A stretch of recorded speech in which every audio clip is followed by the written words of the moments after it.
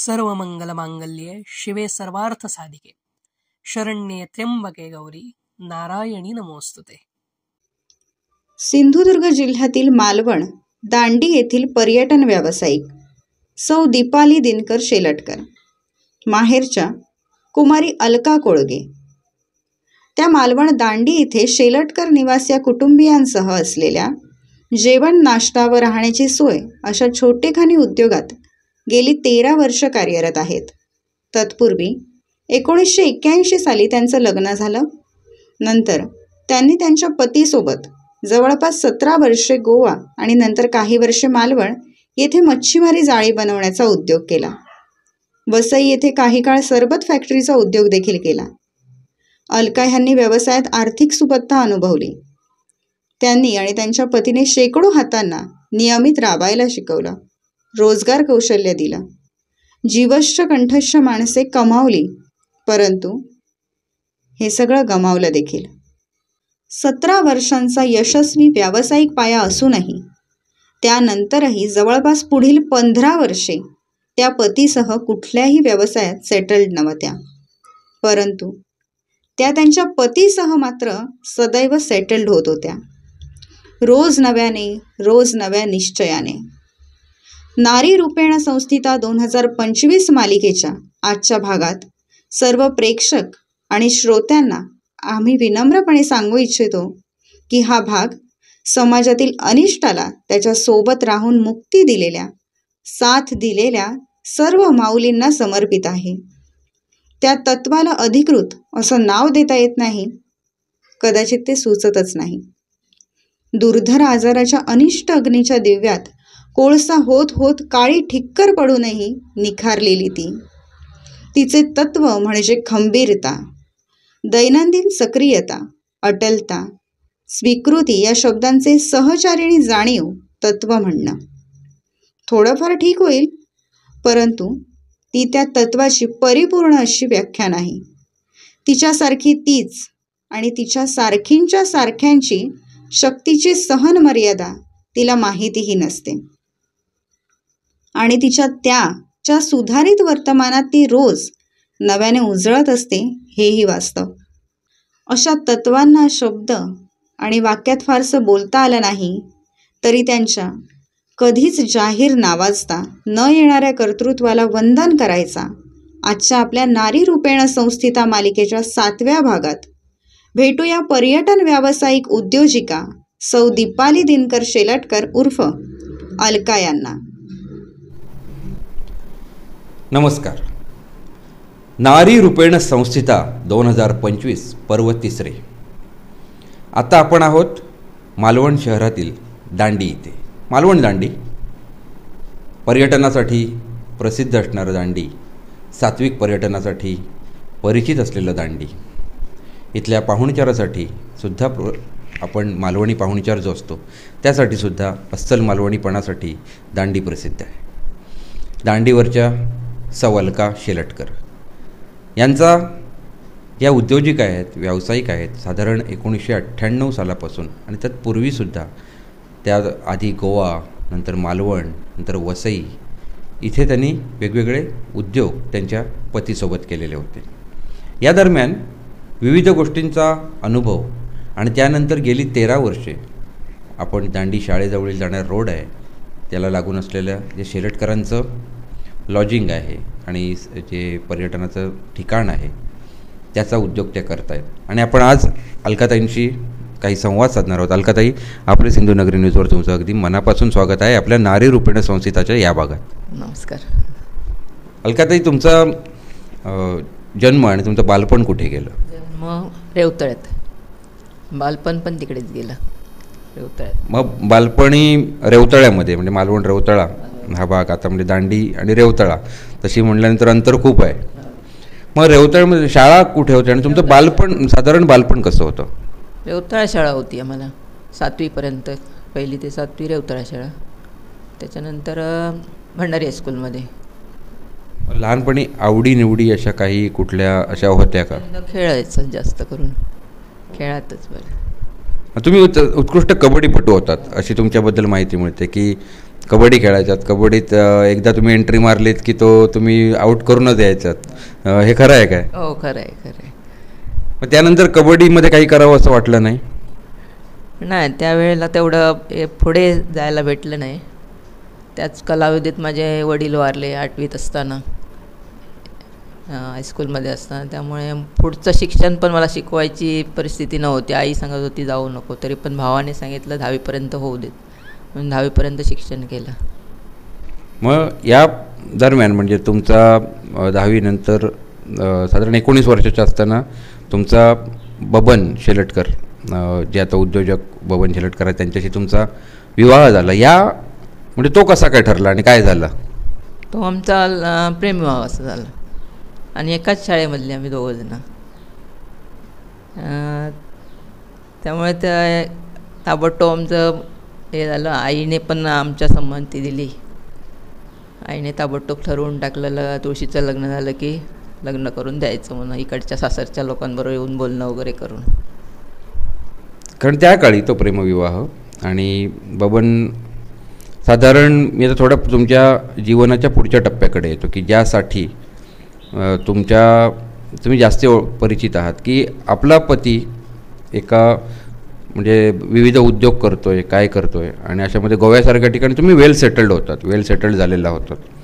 आणि अशानंतर कुठल्या तरी कारणाने एखादा बाबा समजा एक आजाराचा त्याला एक त्रास आहे आणि तो वाढत जाणारा आजार आहे आणि तो बरा होत नाही, असं जेव्हा ते समजत गेलं किंवा काही गोष्टी तुम्हाला माहिती होत गेल्या, त्यानंतरचा तुमचा प्रवास आपण ऐकताना एक छोटंसं विचारूया की जेव्हा तुम्हाला पहिल्यांदा समजलं की वरवर काहीतरी हे दिसतं असं नाही, हा एक वेगळा आहे, तर त्यावेळी तुमची प्रतिक्रिया मनाची काय होती? तेव्हा वाटत होतं की याने दारू फक्त बंद करावी, बाकी काय त्रास नव्हता मला तेवढा. बाकी आम्ही व्यवस्थित होतो सगळे दोघं पण. अल्कोहोलिझम म्हणजे हा आजार, मी ते प्रेक्षकांना आता इथे सांगू इच्छितो की हे कुठलंही प्रबोधन नाही आहे किंवा मनोरंजनात्मक नाही आहे. तर इथे एक वास्तव आपण नारीरूपेण संस्थितामधून ज्या आपण जितक्या जणींशी भेटलो आहे ते त्यांचे वैयक्तिक अनुभव, हे असं नाही आहे की ते दुसऱ्यांना आलेच असतील, लागू पडतील, पण त्यातून त्यांनी राखलेली उद्योजकता, त्यांनी राखलेलं त्यांचं काम हे फार अधोरेखित आहे, ते समाजाला अधोरेखित असतं. तसं आत्ता इथे त्यांनी मद्यपान हा आजार आहे, त्या मद्यपाश नावाच्या आजाराचा बळी ठरल्यानंतर जीवन जगणं एका स्त्रीसाठी, एका पत्नीसाठी, सहचरणीसाठी हे आव्हानात्मक असतं. आणि त्यानंतर पूर्णपणे ते मद्यपान थांबल्यानंतरचा जो खरा कालावधी सुरू होतो, मद्यपानाच्या दरम्यानचा एक वेगळा कालावधी असतो आणि त्यानंतरचा थांबल्यानंतरचा जो कालावधी असतो, त्यामध्ये उद्योजकता ही करणं आणि उद्योग करत राहणं आणि त्यामध्ये कार्यरत राहणं, ही जी एक तत्त्व आहे ते नारीरूपेण संस्थितामध्ये आपण आज अधोरेखित करतो आहे. आजच्या भागाचं हे कोणालाही प्रबोधन नाही, कोणालाही शिकवण किंवा असं काहीही हा भाग नाही आहे, पण जिथून एक उद्योग निर्मितीमध्ये त्यांचा जो पाया आहे त्याच्यामध्ये असलेला एक मोठा अडथळा, त्या अडथळ्यावर मात करून पुढे जात असलेली ती, आणि ती मात करतानासुद्धा ती एकटी नाही करू शकत किंवा ती सोडून जाऊ शकत नाही आहे. अशा स्थितीमध्ये मग ती सोडून जाऊ शकत नाही आहे ते तत्त्व किंवा अशी स्थिती. मग हा जो काळ होता की अल्कोहोलिझम आहे, सगळ्या मान्य आहे, थांबलेलं होतं, सगळं चांगलं झालं असं वाटता जे गमावलं काही काळामध्ये, म्हणजे आधी तुम्ही खूप छान एक मोठा एक बऱ्यापैकी चांगला, म्हणजे तेव्हाही मेहनत होतीच तुमची, पण एक आनंद होता, पण नंतर आनंदच गायब झाला.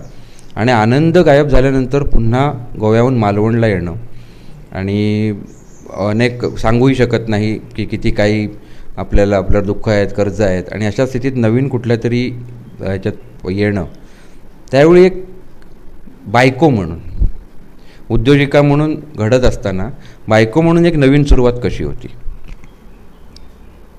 पहिल्यासारखीच बघत होती मी, म्हणजे त्याच्यात बदल असा काय नव्हता माझ्यात.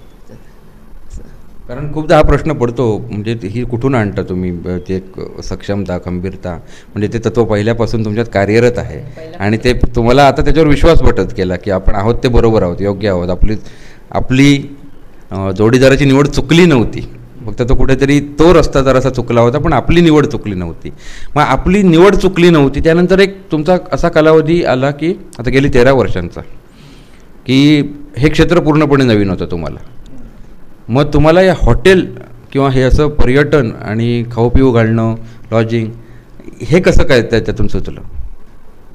म्हणजे घरात धंदाच काय नव्हता, त्यामुळे काहीतरी थोडंसं काहीतरी केलं पाहिजे म्हणून त्या ह्याच्यात व्यवसायात आम्ही घुसलो तेव्हा पण. मग पहिल्यांदा तुमचं जे ग्राहक इथे येताना तुम्ही सांगितलं आपण बोलताना की एका संस्थेमार्फत, सामाजिक संस्थेमार्फत पाठवलं गेलं, मग तो आलेला तो दिवस आठवतो का? पहिलेच तुमचे ग्राहक आलेले, ते काय झालेलं?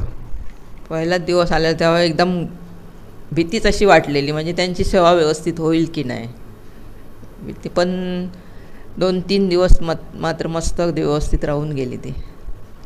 मग आता या दरम्यानचे जे आनंदाचे काही प्रसंग तुमच्यात आले, तुमचा सून आहे आता घरात, मुलगा आणि नात आली आहे, मग अशा वेळी जेव्हा तुम्ही सगळे असता तेव्हा एक वेगळा एक तुमचं एक टीम तयार होते घरामध्ये, आणि शाश्वत पर्यटन अशा प्रकारचं तुम्ही ठेवलेलं आहे, म्हणजे शाश्वताचं हे आहे. आणि हे सगळं करत असताना स्वतःसाठी वेळ हा तुम्ही वैयक्तिक स्वतःसाठी पूर्वीपासून तुम्ही म्हणलात, आणि आता थोडं वय तुम्ही आधी भरपूर स्वतःही तुम्ही ज्या जाणीवेतून आलात त्या जाणीवेची तुम्ही इतरांना पण खूप स्त्रियांना मदत केली आहे, भरपूर स्त्रियांना तुम्ही मार्गदर्शन केलं आहे.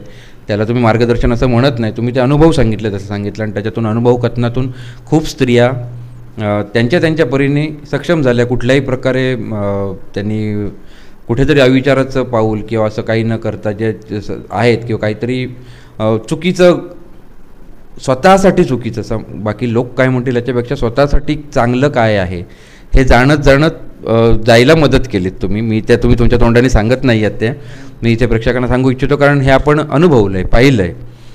आणि आता हा जो व्यवसाय, मग ह्या व्यवसायामध्ये किती आनंद मिळतो, म्हणजे आनंद मिळतो ह्याच्यापेक्षा तुमचं शरीर आणि तुमचा आता सगळा जो दैनंदिन जीवन आहे तर ह्याच्यात आनंद येताना स्वतःसाठी कसा वेळ काढताय? स्वतःसाठी वेळ आता ते असल्यानं आम्हाला वेळ मिळतच नाही स्वतःसाठी. असं ते नसलं की ताबडतोब घेतो आनंद, कुठे जायचं असेल, कुठे काय करायचं असेल घेतो. मग आता कधी बालपणीचा काळ असा आठवल्यानंतर किंवा तुमच्या तरुणपणीचा काळ तुमच्या आणि मिस्टर बबन यांच्या, तर त्यावेळी पुन्हा कधी त्या आनंदात किंवा त्या तुमच्या काही दिवस त्यावेळी जाता फिरता वगैरे आलं ना, ते असं फिरणं वगैरे असं होतं का? फिरणं होतं, बरंच फिरणं होतं आमचं. 4-4 दिवसाची आम्ही सुट्टी काढतो आणि फिरून येतो. म्हणजे आपल्याकडे पर्यटक आहेत, आपण पण पर्यटक बनून कुठेतरी जाऊ, हा एक तुमचा विचार आहे. आता अशा स्त्रियांसाठी म्हणजे हे तुम्हाला तुमची इच्छा असेल, मी असं काही तुमच्यावर थोपणार नाही, असं काही कंपल्सरी प्रश्न नाही आहे की आता तुम्ही ज्याच्यातून गेला आहे अशा प्रकारच्या स्त्रियांसाठी, अशा प्रकारच्या जी घरची माणसं आहेत, कारण हा आजार वाढत जाणार आहे, या आजाराशी आपण कुठल्याही प्रकारे याचं समर्थन नाही आणि विरोधही नाही, असा तो घटक आहे व्यसनाचा की ज्याच्यात कुठेही कोण काही आणि त्याला तशी भूमिका नाही, तसा कोणाला अधिकार नाही आहे, कारण ते काही वैज्ञानिकदृष्ट्या किंवा त्याला कुठे सहानुभूती नाही आहे. मग अशावेळी पण एक दिलासा किंवा याच्यातून तुम्ही बाहेर पडत तो अधिकार तुम्हाला प्राप्त झाला आहे, कारण तुम्ही तो नकळतपणे त्याच्यावर मात करत करत करत स्वतः एक स्त्री म्हणून, माणूस म्हणून स्वतः एक खंबीरपणे पुढे आला आहे. तर तुमचा असा संदेश सगळ्यांना काय असेल, सल्ला काय असेल?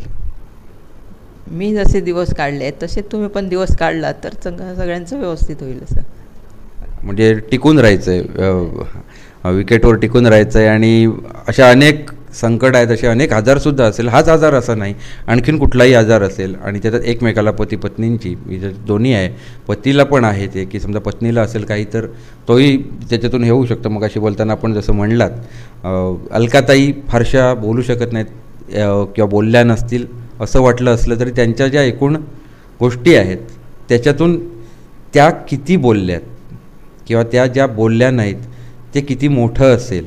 आणि तो सगळा जो पर्वत आहे अडथळ्यांचा, अडचणींचा पर्वत, हा आजचा दिवस त्यांचा, म्हणजे आता जवळपास 25 वर्ष त्या आता मुक्तपणे जगतायत. मग त्याच्यापूर्वीची 17 वर्ष जी होती, म्हणजे एकूण 42 ही अशी 40-42 वर्ष ही जो विवाहोत्तर प्रवास आहे त्याच्यातली पहिली 17 वर्ष वगळता पुढची 25 वर्ष, त्याला ते 25 वर्षाची पूर्तता आता त्यांची होते आहे. मग आता हा जो आजचा अनुभव होता नारीरूपेण संस्थितामध्ये, हा पुन्हा इथे सांगू इच्छितो, हा कुणालाही प्रबोधनात्मक किंवा असं काही आखून नव्हता, कुणाला काहीतरी सांगायचं. या दरम्यान जे घडलं आहे, ज्याच्यावर मात करत करत आलेली एक व्यक्तितत्व आहे, स्त्रीतत्व आहे, शक्तितत्व आहे, त्याला एक सहचरणी तत्व, सहचरणी देवी, सहचरणीसुद्धा म्हणता येईल, निष्ठा देवीसुद्धा म्हणता येईल, कौटुंबिक निष्ठा असेल, अशा संस्कारांची, भारतीय संस्कारांची एक वेगळीच अनुभूती, प्रचिती या अलका देवी तत्वातून आपल्याला आज अनुभवता आली आहे. प्रेक्षकांच्या वतीनं, आमच्या सर्व टीमच्या वतीनं, वैयक्तिक माझ्या वतीनं सुद्धा तुमचे मनःपूर्वक खूप खूप खूप कृतज्ञता. आभार, तुमचे पण आभार. तर ह्या होत्या अलकाताई शेलटकर. अलका कोळगे ते सौ अलका शेलटकर असा त्यांचा प्रवास. हा प्रवास फक्त माहेर ते सासर अशा 2 स्टेशनमधला नव्हता. यामध्ये अनेक स्टेशन्स आली. ती स्टेशन्स काही वेळा विना तिकीट स्टेशन्सवर गेल्याची अवस्थासुद्धा आली. आणि त्यानंतरसुद्धा प्रत्येक गमावलेलं किंवा प्रत्येक न काढलेलं तिकीट काढून पुन्हा ते स्टेशन अनुभवायचे चांगले दिवससुद्धा आले. खूप गोष्टी घडल्या. त्यांचं जे तत्त्व आहे ते आज आपल्याला आपली सिंधुनगरी न्यूज चॅनेलच्या नारीरूपिणी संस्थिता ह्या एका आपल्या चॅनेलपुरतं किंवा कुठल्या एका भागापुरतं हे असं मर्यादित नाही आहे. या अलकाताईंची कोणीही त्यांची परवानगी घेऊन, त्यांच्या पतीची भेट घेऊन या संदर्भात अधिक गरज असेल तर त्यांच्याशी बोलूही शकतात. तुर्तास आपण थांबूया. नारीरूपिणी संस्थिताचा हा भाग आपण मनःपूर्वक पाहिलात म्हणून तुमचे मनापासून कृतज्ञ.